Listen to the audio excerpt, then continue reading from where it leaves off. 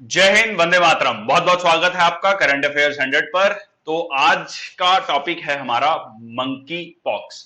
Monkey pox virus को लेकर recently union health ministry ने, स्वास्थ्य मंत्रालय ने कुछ गाइडलाइंस इशू की हैं राज्यों को, केंद्र शासित प्रदेशों को, स्टेट्स एंड यूनियन टेरिटरीज को। तो क्या है ये मंकी पॉक्स वायरस, इसके बारे में जानेंगे। क्यों इंपॉर्टेंट है ये जानना, जोनोटिक डिजीजेस क्या होती हैं, क्या इसके सिम्टम्स हैं, कैसे इससे बचा जा सकता है, और क्या इस गाइडलाइंस के बारे में कहा गया है। चलिए तो शुरू करते हैं आज का session. A warm welcome once again to current affairs 100। चलिए, तो ये डिजीज को सबसे पहले बात आती है कि मंकी पॉक्स क्यों कहा गया। ये डिजीज को मंकी पॉक्स इसलिए कहा गया क्योंकि ये पहली बार आइडेंटिफाई हुई है in colonies of monkeys kept for research in 1958। तो 1958 में जो मंकीज को रखा गया था रिसर्च के लिए, वहां पर ये देखा गया, इस डिजीज को देखा गया। उसके बाद ह्यूमन बींग्स में इसको डिटेक्ट किया गया 1970 में। ठीक है जी। चलिए, तो अब मंकी पॉक्स जो है एक डिजीज है caused by the monkey pox virus. I hope आपको ये टर्म क्लियर हो गया कि मंकी पॉक्स क्यों हुआ, क्योंकि मंकीज में सबसे पहले देखा गया 1958 में। ये एक वायरल जोनोटिक डिजीज है। देखिए, इसमें एक टर्म इंपॉर्टेंट है, जोनोटिक। जोनोटिक में जू वर्ड, जू आते ही हमारे दिमाग में जंगली जानवर, एक ऐसी जगह जहां पर बहुत सारे जानवर रहते हैं। तो ये भी जानवरों से ह्यूमन बींग्स में आता है। तो ये आप याद रखने के लिए, zoonotic disease it can spread from animals to human, और उसके बाद इंसानों से इंसानों में भी ये स्प्रेड हो सकता है। ठीक है जी। अब सवाल उठता है, जैसे कि आप डायग्राम में भी देख सकते हैं, कई सारे जानवरों से ये इंसान में आ रहा है। अब सवाल उठता है कि कैसे आ रहा है। इसके भी बहुत सारे तरीके हो सकते हैं इन वायरस पहुंचने के ह्यूमन बॉडी में।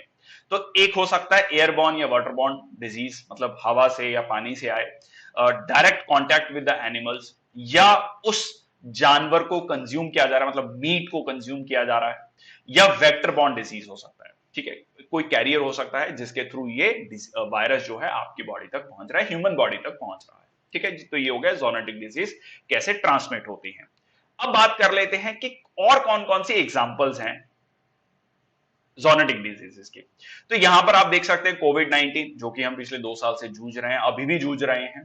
SARS, avian influenza, HIV, Hendra, Nipah, तो ये कुछ, रेबीज, ये कुछ डिजीजेस हैं जिनको हम जोनोटिक डिजीजेस की कैटेगरी में रख सकते हैं। अब इसी से रिलेटेड एक और छोटा सा एक पॉइंट आता है, वन हेल्थ अप्रोच। ये रिसेंटली इस पे काफी चर्चा भी हुई थी, स्वास्थ्य मंत्रालय ने पूरा का पूरा एक इवेंट ऑर्गेनाइज किया गया। तो क्या है ये वन हेल्थ अप्रोच? ये कई बार आप न्यूज़पेपर में इसके बारे में पढ़ेंगे। देखिए, एक चीज कही गई कि ह्यूमन हेल्थ जो है ना, human health is not independent. Human health जो है is very much related to animal health और इन्वायरमेंटल हेल्थ। अगर आप ह्यूमन हेल्थ पर फोकस कर रहे हैं तो आपको एनिमल हेल्थ और इन्वायरमेंटल हेल्थ पर भी फोकस करना पड़ेगा, और वाइस वर्सा ऑल्सो। अगर आप एनिमल हेल्थ पर फोकस कर रहे हैं तो you have to focus on human health as well as environmental health. तो कहीं ना कहीं ये सारी चीजें इंटरडिपेंडेंट है। So we have to look at a broader perspective. So this is one health approach. चलिए आगे चलते हैं। तो सबसे पहले ये मंकी पॉक्स वायरस कहां पर पाया गया? तो ये सबसे पहले आपको सेंट्रल और वेस्ट अफ्रीका में पाया गया, जहां पर जनरली आपको ट्रॉपिकल रेन फॉरेस्ट मिलते हैं। मैं आपको डायग्राम दिखाता हूं, यहां पर आप देख सकते हैं before 1990 Democratic Republic of Congo, Central African Republic, Gabon, Cameroon, Nigeria, ये सारे के सारे देश हैं। यहां से आपका इक्वेटर भी गुजरता है, भूमध्य रेखा। ठीक है जी। चलिए, तो 1990 से 1999, 2010, 2017, ये कुछ आपको डाटा दिखा रहा है कि किस तरीके से सेंट्रल एंड वेस्ट अफ्रीका तक ये कंसेंट्रेटेड था। ये एंडेमिक, एंडेमिक मतलब वो एक पर्टिकुलर एरिया में पाया जाता है। अब चिंता का विषय ये क्यों बना? चिंता का विषय इसलिए बना क्योंकि पिछले ही महीने में ये 23 और देशों में, मतलब इन देशों के अलावा 23 और देशों में ये वायरस पाया गया है। ठीक है जी। चलिए, अब बात कर लेते हैं कि ये इसके सिम्टम्स क्या हैं। इसके सिम्टम्स जो हैं जल्दी 2 से 4 हफ्ते तक रहते हैं।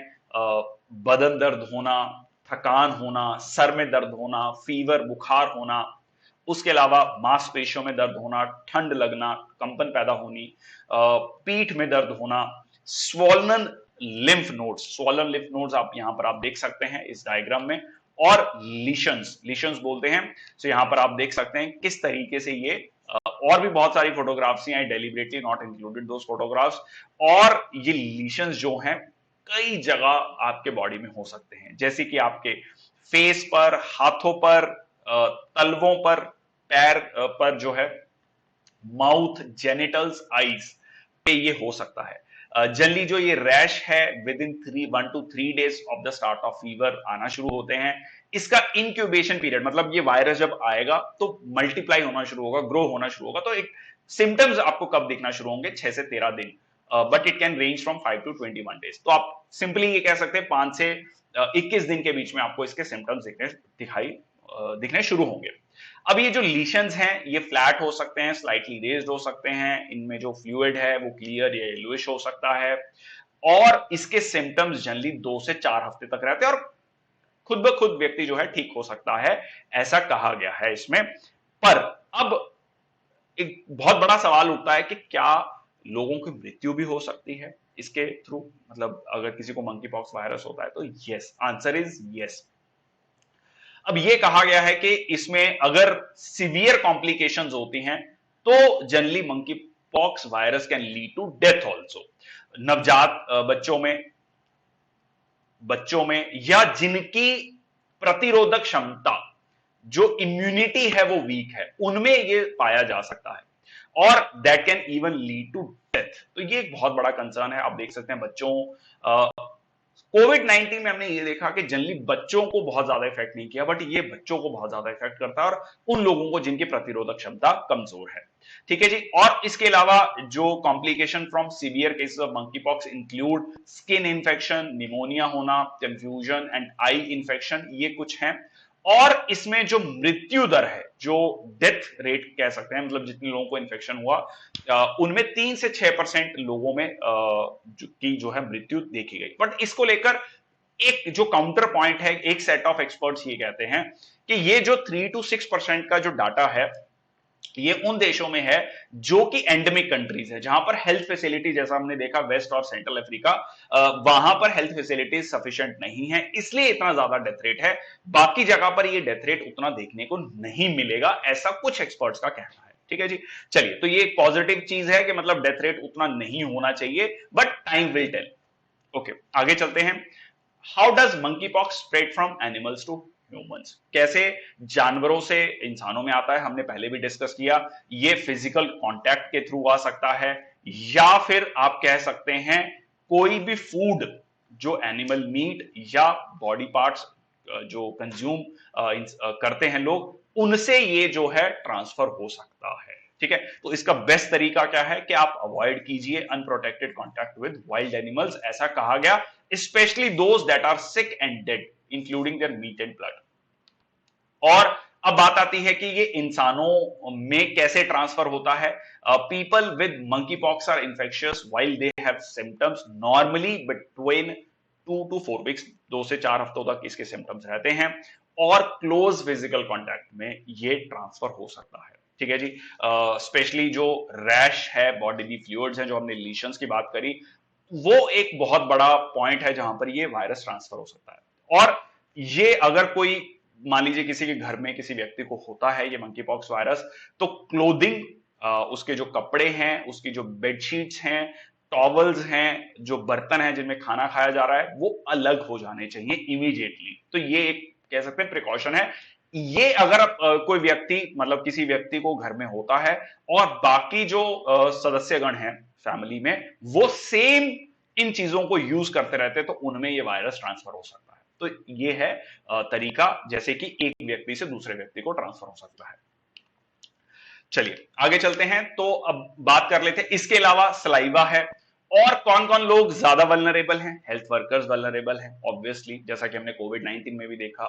डॉक्टर्स हो गए, हेल्थ केयर प्रोफेशनल्स हो गए, हाउस होल्ड मेंबर्स जो घर में लोग रह रहे हैं, सेक्सुअल पार्टनर्स हो गए, उनमें ये मंकी पॉक्स वायरस का फैलने के ज्यादा चांसेस हैं। यहां तक भी देखा गया है कि ये फीटस, गर्भ में बच्चे को भी ट्रांसफर हो सकता है। ठीक है जी। और इसके अलावा जब बच्चा जन्म लेगा तब भी ये हो सकता है, इन्फेक्टेड पेरेंट से बच्चों में जा सकता है। ठीक है जी। अब एक चीज को लेकर अभी तक क्लैरिफिकेशन नहीं दिया गया है, मतलब क्लैरिफाई नहीं हुआ है, या कह लीजिए इस पे कोई कंक्लूसिव एविडेंस नहीं आया है कि कोई व्यक्ति जिसको सिम्टम्स नहीं है क्या वो भी इस डिजीज को स्प्रेड कर सकता है या नहीं। ठीक है, चलिए अब बात कर लेते हैं कि who is at risk of catching monkey pox, जो हमने अभी ऑलरेडी हम इसके बारे में चर्चा कर चुके हैं।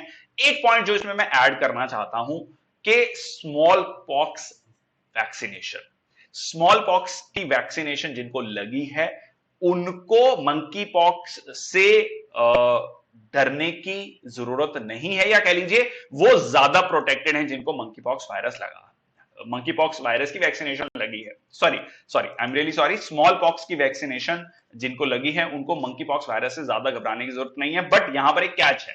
कैच क्या है? कैच ये है कि 1980 में जो first human disease to be eradicated in 1980 small pox थी, उसके बाद ये वैक्सीनेशन नहीं लगी है दुनिया में, इसलिए, या सिंपली आप ये कह सकते हैं कि जिनका जन्म 1980 के बाद हुआ है उनको जनरली ये स्मॉल पॉक्स की वैक्सीनेशन नहीं लगाई गई है, तो they are at a risk.